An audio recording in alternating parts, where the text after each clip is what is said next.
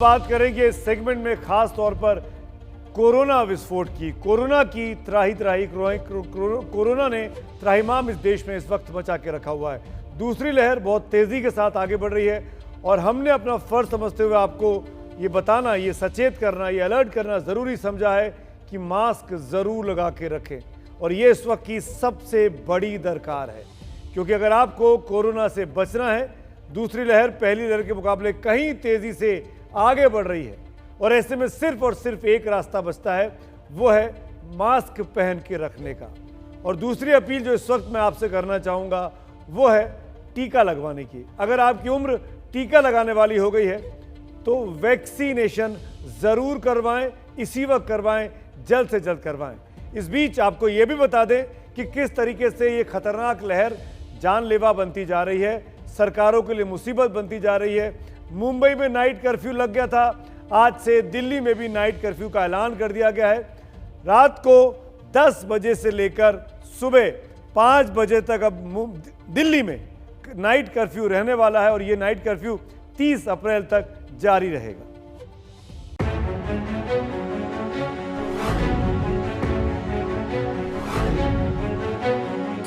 यह दिल्ली के न्यू राजेंद्र नगर इलाके का आर्य कन्या गुरुकुल, जहां कोरोना के 9 केस निकल आए, जिसके बाद एक छात्रा क्वारंटीन है, जबकि बाकी सभी छात्राओं को घर भेज दिया गया है। इस गुरुकुल में 130 छात्राएं पढ़ती हैं, जिसमें से 9 छात्राएं कोरोना पॉजिटिव हैं। फिलहाल सभी घर जा चुके हैं छात्र, लेकिन अभी 8-9 छात्र जो हैं गुरुकुल के अंदर हैं। जिनको कोरोना नहीं है वो लोग अलग हैं और जिस छात्रा को कोरोना है उसको आइसोलेट कर दिया गया है, क्वारंटीन कर दिया गया है और वार्डन की देखरेख में रखा गया है। ऐसी दहशत दिल्ली भर में है, जहाँ रोज 3,500 से ज्यादा केस सामने आ रहे हैं, जिसके बाद केजरीवाल सरकार ने एक्शन लेते हुए नाइट कर्फ्यू लगाया है। रात 10 से सुबह 5 बजे तक नाइट कर्फ्यू लगा रहेगा। 30 अप्रैल तक ये फैसला लागू रहेगा। लोग भी इसके पक्ष में नजर आ रहे हैं। लोगों का कहना है कि लॉकडाउन से बचना है तो कड़े कदम उठाने होंगे। सही किया उन्होंने, गवर्नमेंट ने किया, ठीक किया। कर्फ्यू तो जरूरी था और फिर आगे चल के अगर कंट्रोल नहीं हुआ तो दिन में भी लग सकता है। इसलिए सरकार ने बहुत अच्छा काम किया है, रात का नाइट का कर्फ्यू लगा के। इससे हम सहमत हैं इस बात के। लेकिन जब लोग घरों में रहेंगे तो समाधान तो निकलेगा ही ना।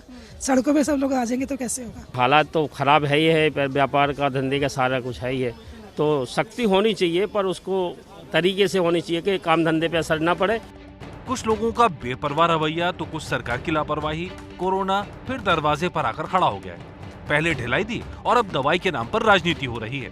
दिल्ली सरकार वैक्सीन के बहाने केंद्र पर वार कर रही है।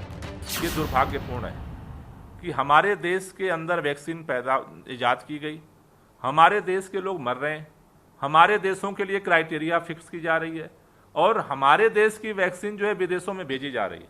और हमारे पास विदेश में सप्लाई करने के लिए अगर हमारे पास कैपेसिटी है तो सबसे पहले भारत के लोगों को वैक्सीन दी जानी चाहिए। ऐसी मांग केजरीवाल पहले कर चुके हैं कि सभी को वैक्सीन लगाई जानी चाहिए।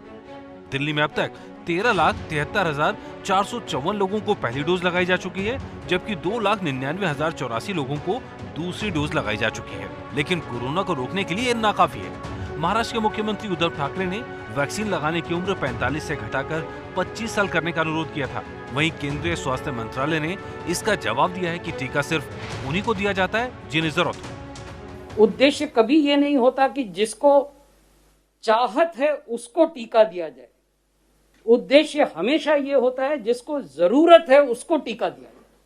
किसी देश ने बिना योजनाबद्ध तरीके के, बिना विज्ञान के एविडेंस के जोश में ये नहीं कहा कि हम 18 साल से ऊपर के सब लोगों को लगा देंगे।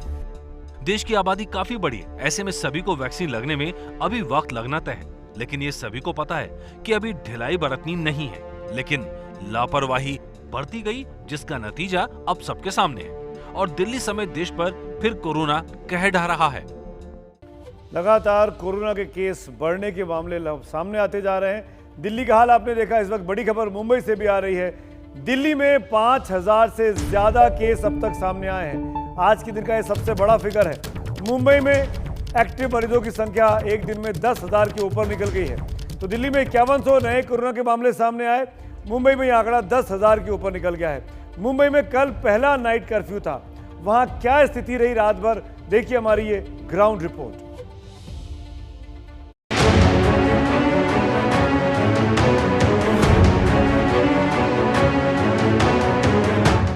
देखते ही देखते मुंबई कोरोना कैपिटल बन गई। मुंबई से आते हर रोज के 10,000 केसों ने देश को भी दहला दिया है। नतीजा, वीकेंड लॉकडाउन के अलावा रात 8 से सुबह 7 बजे तक मुंबई में फिर से नाइट कर्फ्यू। लेकिन आज सुबह दादर सब्जी मंडी की तस्वीरें देखकर यकीन करना मुश्किल होगा कि ये कोरोना कैपिटल मुंबई की तस्वीरें। लगभग बज रहा है 6:30 सुबह का और सूरत देखिए, ये वो शहर है जहां पर कोरोना का आंकड़ा इस समय दुनिया के कई देशों से ज्यादा है। दादर सब्जी मंडी है ये, और इस सब्जी मंडी में जिस तरीके की भीड़ है, ये भीड़ डराने वाली है। जिस तरीके से कोरोना के आंकड़े बढ़ रहे हैं, ये भीड़ लोगों के मन में डर बढ़ाने वाली है, पर लोग हैं कि सुनने को तैयार नहीं है। ये मुंबई कर लगातार हर दिन की तस्वीर रही है, हर दिन की सूरत यही है। इसी तरीके से लोगों की भीड़ सब्जी मंडी में जोरदार तरीके से आ रही है। मुंबई के भाड़ूप इलाके के सुजाता देसी बार की तस्वीरें देखिए। दुकानदार की नाराजगी देखिए। नाराजगी की वजह है कि पुलिस बार बार दुकान बंद करा जाती है, लेकिन पुलिस के जाते ही दुकान खुल जाती है। पुलिस ने एक्शन लिया तो नाराजगी की तस्वीरें सीसीटीवी में कैद हो गई। कुछ जगह ऐसी लापरवाही की किसी नियम का पालन नहीं, और कुछ जगह ऐसी सख्ती कि नियम ताक पर रखकर बिना ऐलान के लॉकडाउन लागू कर दिया गया। तस्वीरें नवी मुंबई की हैं, जहां पुलिस और प्रशासन ने सारी दुकानें बंद करवा दी। ऐसे में दुकानदारों के महासंघ ने इस पर आपत्ति जताई है। हमारा विरोध रहेगा, क्योंकि जिस प्रकार से सरकार ने ऐलान किया है उसमें हमारे कर्मचारियों को वेतन कौन देगा, कि सरकार को इसके बारे में सोचना पड़ेगा। दुकानों को रेंट रहेगा, दुकानों के टैक्स रहेंगे, इसके बारे में सरकार को कुछ उपाय देने पड़ेंगे। ऑनलाइन प्लेयर्स को एक रेड कार्पेट ट्रीटमेंट दिए, इसका हमारा विरोध है।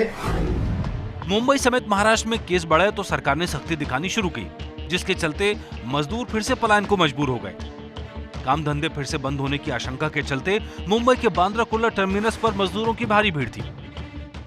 अभी तो सर उसके पहले 9 महीने तक 8 महीने बंद था, और अभी आए हैं 2-4 दिन पहले आए, यही बंदी हो गया, इसके लिए जा रहे गाँव। इधर से तनख्वाह नहीं दिया, कोरोना भी बंदी होने वाला है, इसीलिए जा रहा है। कोरोना की वजह से गांव जा रहा हूँ। सेठ पगार भी नहीं दे रहा इस समय, काम बंद होने वाला है, इसके लिए हम लोग गांव जा रहा है।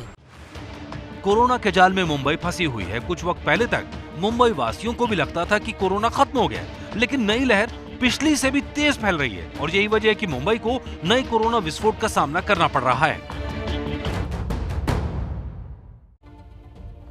दिल्ली की कहानी आपने देखी, मुंबई के हालात आपने देखे, और ये दोनों देश टॉप 10 कोरोना हॉटस्पॉट में इस वक्त शामिल हैं। इस पर अब सोशल मीडिया पर भी लोगों की प्रतिक्रिया हमको मिलती जा रही है।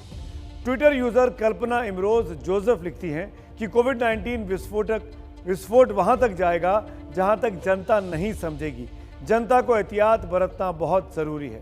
वहीं ट्विटर पर यूजर ब्रिज त्रिपाठी लिखते हैं कि जहां जहां चुनाव होगा वहां नहीं जाएगा, बाकी सब जगह पहुंचता रहेगा कोरोना, चाहे चुनाव हो या ना हो। एबीपी न्यूज लगातार ये आगाह करता है कि कोरोना गया नहीं है, इसीलिए लापरवाही ना बरतें। मैंने भी मास्क अप इंडिया के नाम से एक मुहिम शुरू की है, यानी आप कहीं भी कुछ भी नहीं कर रहे हो, मास्क पहने रखिएगा। मैंने आपसे वादा किया है कि आप मास्क पहनी हुई तस्वीर के साथ सेल्फी खींचकर हमें भेजिए और हम इसे एबीपी न्यूज़ पर दिखाएंगे। ऐसी बहुत सी तस्वीर हमको मिली हैं। लगातार आप जैसे तमाम महानुभावों के चेहरे जो आपने ट्वीट करे, तस्वीरें भेजी, वो इस वक्त स्क्रीन पर हैं, और ये सब इसलिए हो रहा है ताकि हम आपकी तस्वीरें दिखाकर लोगों को प्रेरित कर सकें कि मास्क पहनना कितना ज़रूरी है, मास्क पहने रखने की प्रतिज्ञा ज़रूर लें। इतना ही नहीं, आप दूसरों को भी बिना मास्क देखें तो उनको भी मास्क पहनने की सलाह ज़रूर दें, क्योंकि वैक्सीन के बावजूद मास्क की अहमियत अभी भी बरकरार है।